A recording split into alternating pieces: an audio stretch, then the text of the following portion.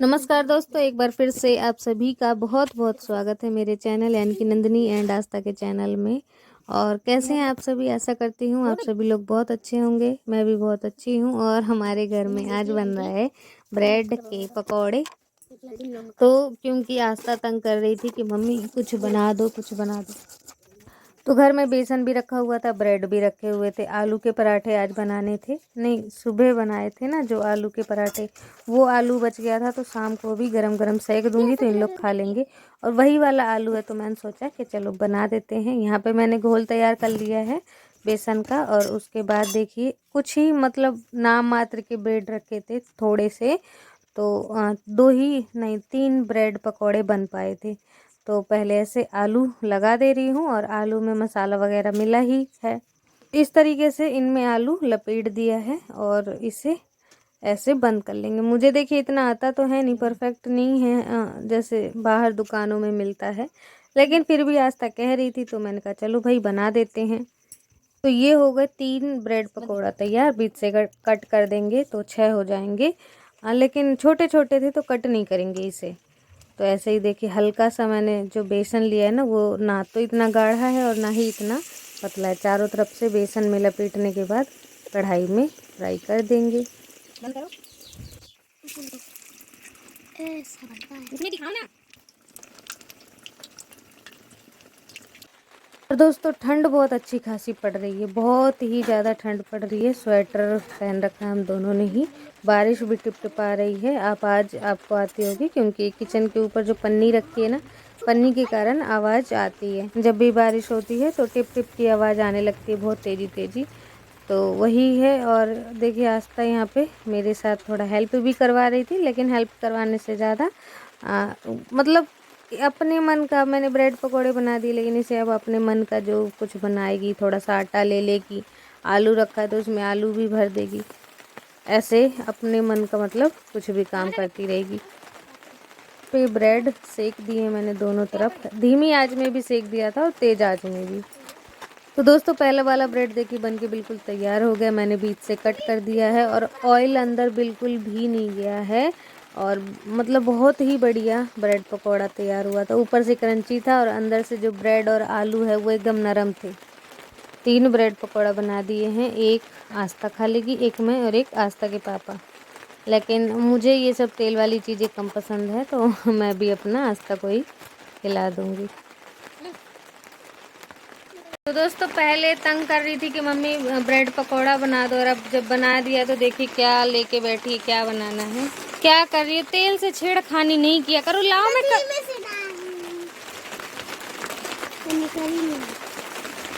ठीक है, अब तुम खा लो।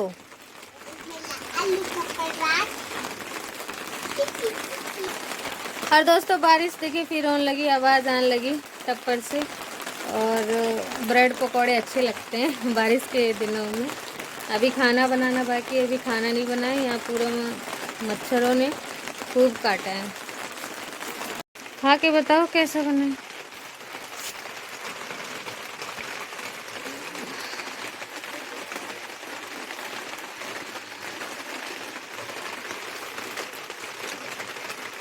और दोस्तों हमारे यहाँ देखिए रात का समय हो रहा है और बारिश अभी हो रही है। पूरा यहाँ पे गीला गीला डला है। तो दोस्तों रात भर देखिए पानी ना बरसता रहा है और हमारा घर ना पूरा गीला है। और अभी सुबह बस उठे हैं, चाय बन गई है और लाइट भी अभी अभी आई है। पानी भी भरा नहीं है, पानी सारा खाली है। पहले चाय पी लें उसके बाद करेंगे काम। सीता माता की परीक्षा लेके। तो यहाँ पे दोस्तों हम सभी लोग मिलकर पी रहे हैं चाय। और सुबह का ही ऐसा एक समय होता है जब हम सभी लोग इकट्ठे हो पाते हैं। तो आस्था भी देखिए ब्रेड और चाय खा रही है। तो आप कहेंगे आप बहुत आस्था को ब्रेड खिलाते हो, लेकिन नहीं, अभी कंटिन्यू हो गया है, वरना आस्था इतना ब्रेड खाती नहीं है। शाम को बन गए थे ब्रेड पकौड़े और अभी आज आज खा लिया है उसने। और आस्था के पापा भी आ गए तो दुकान में हम लोग आ जाते हैं ताकि दुकान भी दिखता रहे और मतलब साथ में बैठना भी हो जाए। तो दोस्तों आंगन देखिए बिल्कुल गीला है क्योंकि बरसात हो रही थी रात में, और फर्श है ना सर्दियों के कारण सूखता नहीं है।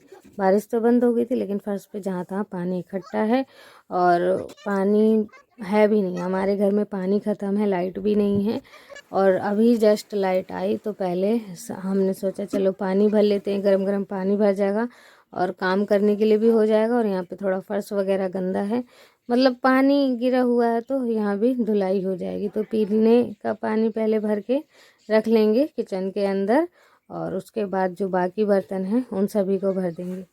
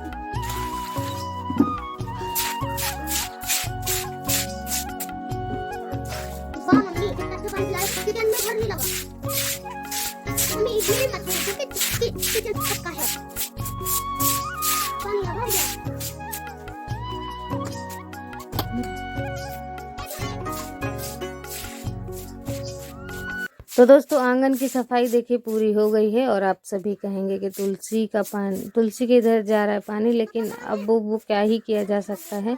मैंने तो खूब बचाने की कोशिश करी लेकिन थोड़ा बहुत पानी उस तरफ भी चला गया है। और अब देखिए यहाँ पे आस्था स्कूल के लिए तैयार हो गई है।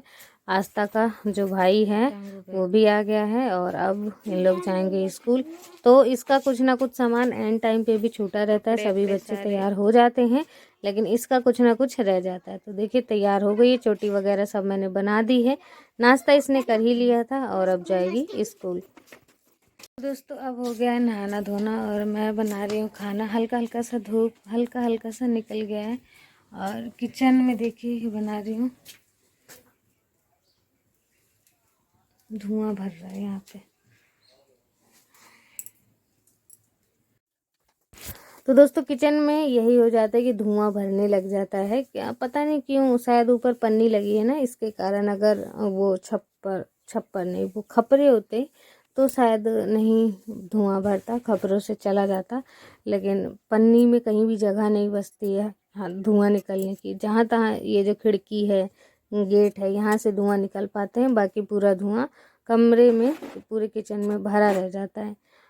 तो बाहर ठंड थी, आपने देखा ही, मौसम बारिश हो रही है, ठंड सा मौसम है बिल्कुल। तो मैंने सोचा चलो यहीं पे बना लेते हैं खाना, चूल्हे पे ही।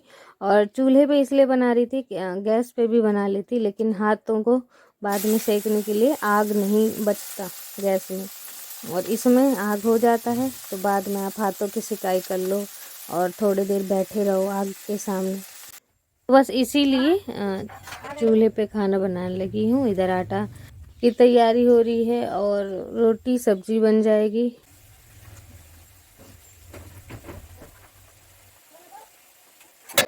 सब्जी चढ़ी है, जब तक आटा छान लूँगी, गूँथ के रख दूँगी, क्योंकि आटा बहुत मोटा पिसा है। तो गूँथ के रख देने से नरम हो जाता है, और नरम फिर रोटियां अच्छी बनने लगती है। तो यहाँ पे देखिए सब्जी में पानी आने डाल दिया है, अब सब्जी धीमी आंच में पकती रहेगी, और जब तक मैं आटा गूँथ लूँगी।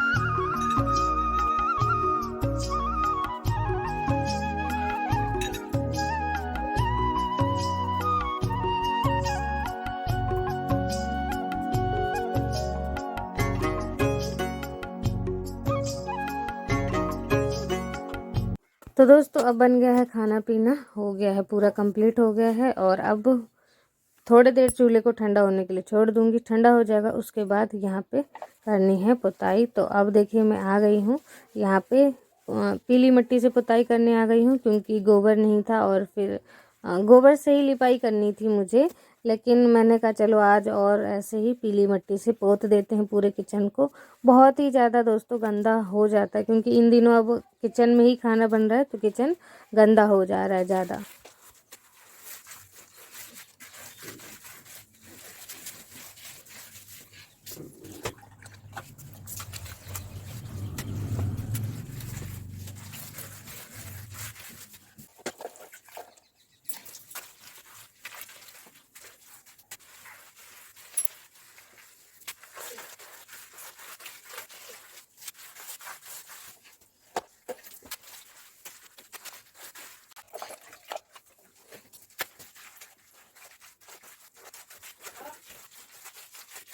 हाँ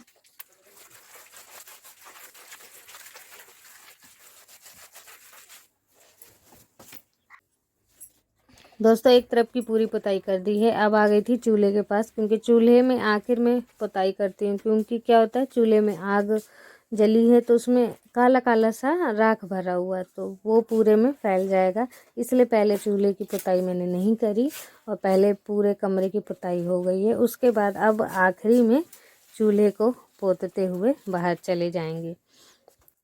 थोड़ी देर ठंडा होने का समय दे दिया था, उसके बाद ही चूल्हे की आग भर दी थी। और उसके बाद अब पूरा पुताई हो जाने के बाद क्या होगा कि किचन ना एकदम सुंदर हो जाएगा, साफ़ सुथरा तो हो ही जाएगा और बिल्कुल क्लीन हो जाएगा। जो भी मिट्टी उखड़ गई थी, धूल मिट्टी जिससे हो रही थी, वो सारी दब जाएगी। बिल्कुल फ्रेश फ्रेश सा लगेगा यहाँ पे।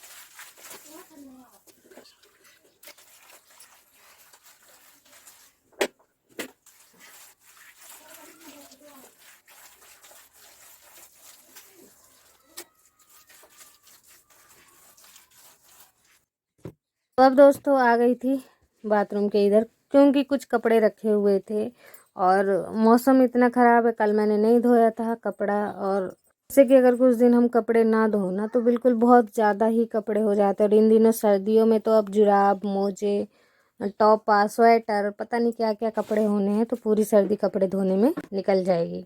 गर्मियों में सही रहता है, कम कपड़े होते हैं गर्मियों में, बस जो आप पहने हो धो के सूखने डाल दो, ना सुखाने की दिक्कत है ना कुछ भी। और अभी घर एकदम छोटा सा हो गया तो कपड़ों को डालने में एक तो जो दिक्कत हो रही है ना मुझे, वो मुझे ही पता लग रही है।